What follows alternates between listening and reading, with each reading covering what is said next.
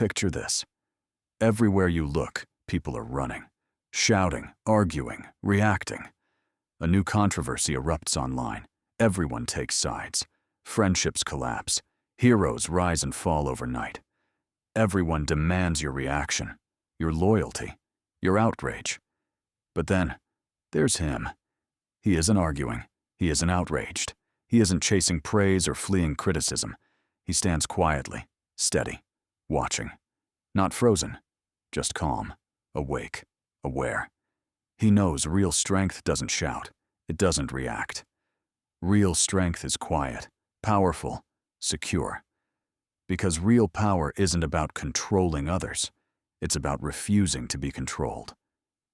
See, to defy society, you don't need to fight it or burn it down. You simply stop playing the role it expects of you. You stop chasing attention, begging for approval, fearing disapproval. And suddenly, you're no longer part of the game. You're above it, unpredictable, uncontrollable. This is exactly what terrifies the system. Every system built on your obedience. Systems thrive on your predictable reactions, your fears, your insecurities. The moment you're unpredictable, you become dangerous, because you can't be ruled. Ask yourself, why does society fear a man who controls his emotions, who doesn't need validation, who pauses instead of immediately reacting? Because he's done the one thing society never taught him. He's reclaimed control over his own mind, his decisions, his identity. He has taken ownership of his inner world, no longer allowing external circumstances to dictate his responses. He's not impulsive, he's intentional. He doesn't crave external praise, nor does he fear external criticism. This kind of independence disrupts the balance that society relies upon. It shakes the foundations of control, because a person who masters himself cannot be easily influenced, manipulated, or coerced. He becomes unpredictable, unmanageable, an enigma in a world designed to categorize, label, and control. That's true freedom, not the illusion society sells you, the flashy promises of doing what you want, when you want, but the profound, unshakable ability to refuse being guided by the emotional triggers carefully planted around you. You don't need physical chains to be ruled. In fact, the most powerful chains are often invisible, woven intricately through habits and reactions, disguised as normal, everyday behavior. Society doesn't control you with brute force. It masters you through repetitive patterns and conditioned responses. It doesn't matter what you personally believe, your morals, your dreams, your ideals. As long as your reactions remain predictable, society remains firmly in control. Think deeply about this. Every single day, from the moment you wake until you close your eyes at night, you're bombarded by countless subtle cues, each one nudging you toward predetermined outcomes. An advertisement flashes across your screen, subtly suggesting that you're inadequate, incomplete, lacking something essential, unless you purchase their product. Without realizing it, you start to feel an emptiness you hadn't noticed before, a gap only consumption can fill. Or perhaps it's a social media post, carefully curated to highlight someone else's supposed success, beauty, or happiness, triggering your insecurity, making you question your own worth. Suddenly, you feel compelled to chase approval, desperate for external validation, unknowingly surrendering more of your autonomy with every click and scroll. Or maybe it's as simple as an offhand comment, a disagreement, an opposing viewpoint. Someone challenges your perspective, and immediately your defenses spring into action, anger and frustration flaring within you. But are these reactions truly yours? Did you choose them? Or were they quietly programmed into your psyche? Unconscious reflexes, carefully crafted through years of conditioning, quietly guiding your responses without you ever realizing it? Carl Jung famously stated, "Until you make the unconscious conscious, It will direct your life, and you'll call it fate. Let that sink in. Your life, your choices, your direction, they aren't as deliberate as you believe. Society doesn't rely on force. It doesn't need to lock you up or hold you down physically. Instead, it relies on your own unconscious patterns, your hidden beliefs, your unexplored fears and insecurities. It controls you simply by predicting you, by understanding exactly how you will respond to each carefully placed stimulus. When your reactions are predictable, you become manageable. When you're manageable, you become controllable. And when you're controllable, you're no longer fully yourself. You're merely a reflection of society's expectations, desires, and demands.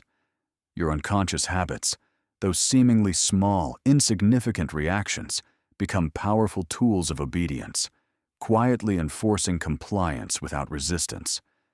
The man who pauses, who steps back, who examines these automatic reactions, he sees through the illusion.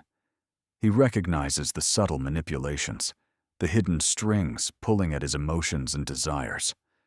By choosing observation over immediate reaction, by choosing thoughtful response over impulsive reflex, he begins reclaiming his autonomy. This is precisely why he's feared, why he's viewed as dangerous, because his awareness threatens the very mechanisms society uses to maintain its control. His power lies not in rebellion, not in confrontation, but in clarity, in consciousness, in the simple yet profound act of becoming aware. Once you wake up to these unconscious patterns, you begin to see clearly. And once you see clearly, society can no longer dictate your path, your choices, or your identity. You become truly, unquestionably free. Here's the uncomfortable truth. Most of your dreams and desires weren't consciously chosen. They were handed down, quietly passed to you like family heirlooms. The ambitions you're chasing, those glittering visions of success you tirelessly pursue, they might not truly belong to you. Instead, they could be echoes of your parents' unmet goals, your peers' pressures, or society's silent demands. The fears that keep you awake at night, the anxieties you carry every day, they weren't born inside you. They were given, subtly inherited through whispers, warnings, and well-intentioned advice from people who themselves never questioned where these fears originated. As long as those fears remain buried beneath layers of denial and distraction, you're not truly free. Because buried fears don't disappear.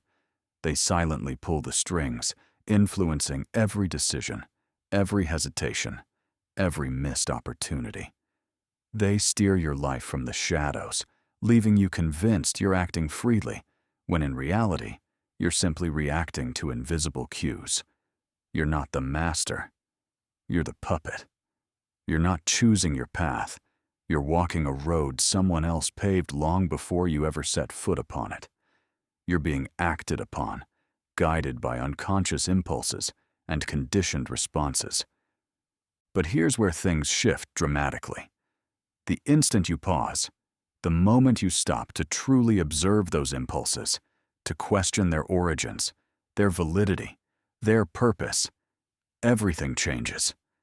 In that space, that quiet moment of self-awareness, you interrupt the cycle. You reclaim the power that was always yours, but was forgotten in the rush to meet external expectations. You reclaim your choices. You reclaim your voice, your autonomy, your identity. Awareness isn't just clarity, it's liberation. Awareness creates choice, and choice creates genuine power. This isn't power defined by domination or status. It's something far more profound. It's self-control, a deep inner command that no external force can easily shake or manipulate. Epictetus understood this better than most. Born into slavery, stripped of any worldly possessions or social standing, he possessed nothing by society's standards. Yet he achieved something priceless, something society couldn't even begin to comprehend. Genuine freedom. He discovered the secret, a truth hidden beneath centuries of misunderstanding. Epictetus taught that real freedom lies in deliberately ignoring everything beyond your immediate control. He knew deeply, from painful experience, that trying to control things outside oneself is futile, exhausting, and ultimately enslaving. Today, though, we've fundamentally misunderstood freedom. We've twisted it into a shallow, superficial form of permission, the freedom to say whatever we please, buy whatever catches our eye, do whatever fleetingly satisfies our impulses. We've equated freedom with indulgence, mistaking gratification for liberation. But this version of freedom is deceptive, hollow, a cleverly constructed cage disguised as open sky. Because real freedom isn't the ability to endlessly chase wants, it's the discipline to master them, to ensure they no longer control you. Think about it. If every small insult or criticism immediately ruins your mood, dragging you down into bitterness or anger, are you really free? If every phone notification hijacks your attention, pulling your mind from important tasks to trivial distractions, are you genuinely in control of your time? If every insecurity, every subtle fear that whispers doubts in your ear dictates your every decision, can you honestly claim true autonomy? Real freedom isn't about reshaping the entire world around you to fit your desires. It's about mastering the inner world, the emotions, thoughts, and reactions within you. It's learning to respond consciously rather than react impulsively. It's training your mind and your heart to remain steady, composed, and unshakable amid external chaos. It's the realization that while you can't always choose your circumstances, you can always choose your response. And that power, the quiet internal strength to remain grounded, clear, and self-directed, is the ultimate freedom. It's not flashy or loud. It doesn't seek applause or recognition. But it's unstoppable, because when you master yourself, no one else can master you. No external force can dictate your peace, your choices, or your identity. Your strength becomes quiet yet unmistakable, gentle yet indestructible. So ask yourself clearly, deeply, honestly, are the dreams you're chasing truly yours, or were they quietly handed down to you? Are the fears you're battling genuinely rooted in your reality, or are they inherited shadows projected onto you by others? Are you acting, or merely being acted upon? Because the moment you can pause, observe, and question these deeply rooted impulses, the moment you can courageously examine what truly drives you, is the moment you reclaim something infinitely powerful. You reclaim your life. You reclaim your freedom. You reclaim yourself. The world keeps you unconscious by making habit seem like freedom. You follow these repetitive patterns until they feel natural, until they blend seamlessly into your personality, your thoughts, your dreams. Before long, you stop questioning them entirely, assuming that the familiar must be authentic. This is the true genius of control, not imposing power upon you, but training you to govern yourself within limits carefully defined by someone else. But the moment you disrupt this automatic flow, the instant you pause long enough to sincerely ask yourself, why am I doing this? Why am I reacting this way? Who ultimately benefits from my response? The entire system begins to unravel. The illusion collapses because its strength relied solely on your unquestioning compliance. Real control thrives on you never examining your own impulses, never asking the uncomfortable questions, never daring to challenge the reasons behind your behavior. You don't have to run away from society to break free. You simply need to escape the version of yourself society has constructed. Self-rule, genuine autonomy, isn't about rebellion against external structures. It's about taking responsibility for the internal landscape of your own heart and mind. You don't dismantle the system by attacking it head-on. Instead, you dismantle it by reclaiming control of your internal world, by quietly, consistently refusing to react unconsciously to every cue it sends your way. Self-rule isn't a battle cry. It's a quiet, steady, relentless reclaiming of your internal authority. It's taking ownership of your responses, your decisions, your beliefs. It's the realization that freedom isn't given or granted. It's quietly cultivated within, choice by choice, moment by moment. The more clearly you see your internal triggers, the less vulnerable you become to external manipulation. You become someone who can't be governed by fear, someone whose clarity can't be clouded by anxiety or doubt. In a world built on distraction and reaction, becoming self-ruled is the most revolutionary act imaginable.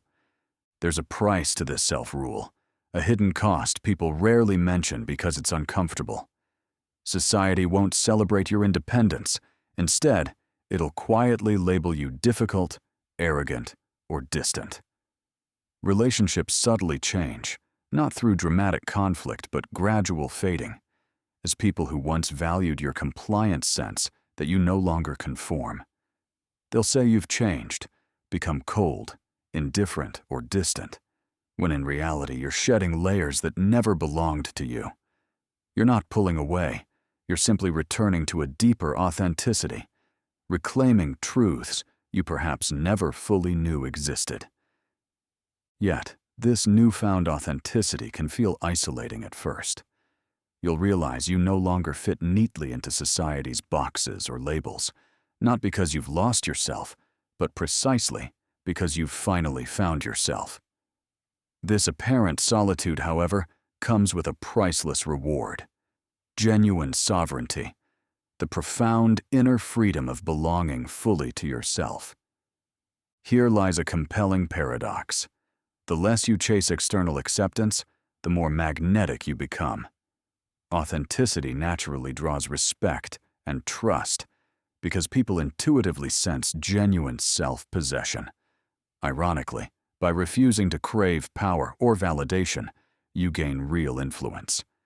Your quiet, composed presence becomes undeniably captivating, rooted in a calm strength others instinctively admire and trust. Self-rule clearly manifests in 4 essential domains: emotions, thoughts, morality, and desires. Emotionally, you pause and observe feelings rather than being dominated by them. Intellectually, you question inherited beliefs, choosing ideas based on reason rather than conformity. Morally, you develop a personal ethical code based on reflection and integrity rather than social approval. And with desires, you distinguish between empty cravings and true purpose, acting from wholeness rather than insecurity. Master these areas, and you achieve a profound, quiet freedom, self-directed, purposeful, and immune to external manipulation. Society doesn't need more obedient followers, loud rebels, or individuals desperate for validation. It urgently needs self-ruled individuals, people courageous enough to question, reflect, and reclaim autonomy over their beliefs, voices, and choices. Ask yourself honestly, what's driving you that isn't truly yours? Fear, acceptance, or safety? Are you living a life you've consciously chosen, or merely following a script handed down to you? Because once fully awake, you can't ignore the subtle manipulations and hidden pressures society uses to control you. True self-rule isn't about fighting society. It's quietly reclaiming your power and autonomy from unconscious habits and external influences. Reflect on this deeply. Your greatest strength isn't in loudly rebelling, but in fully belonging to yourself. When you anchor yourself firmly in authenticity and clarity, external pressures lose their power. You become genuinely untouchable, not by escaping the world, but by truly belonging to yourself. If this message resonated with you, comment below. I am choosing to belong fully to myself. Be sure to watch one of the suggested videos on the screen to continue your journey towards self-awareness. Thank you for being a part of Mosaic Mind.